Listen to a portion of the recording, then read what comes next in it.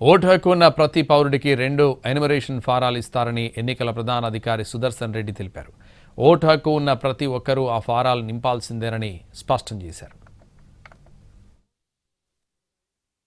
25 నుంచి జూలై 24 వరకు ఈ ఎన్యుమరేషన్ ఫేజ్ అంటాము.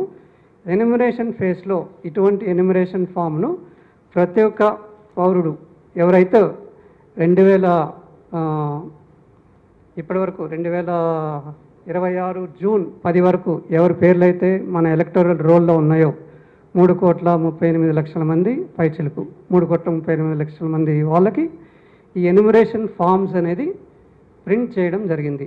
ప్రతి ఒక్కరికి ఇంటింటికి ఇంట్లో 5 మంది ఉంటే 5 ఎన్యుమరేషన్ ఫామ్స్ ప్లస్ 5 అంటే 10 ఎన్యుమరేషన్ ఫామ్స్ ఆ ఇంటికి ఇవ్వడం జరుగుతుంది. ఈ 2 ప్రతి ఒక్క పౌరునికి ఎవరైతే ఓటు హక్కు ఆల్రెడీ ఉన్నవాళ్ళు ఉన్నారో వాళ్ళకి 2 ఫామ్స్ ఇస్తారు. రెండిట్లోనూ నింపాల్సి వస్తుంది. పౌరుడు అనేవాళ్ళు నింపిన తర్వాత ఒకటి యాజ్ అక్నాలెడ్జ్మెంట్ కింద ఆ వ్యక్తికే ఇస్తారు. తర్వాత ఇంకోటి తీసుకుంటారు. జూన్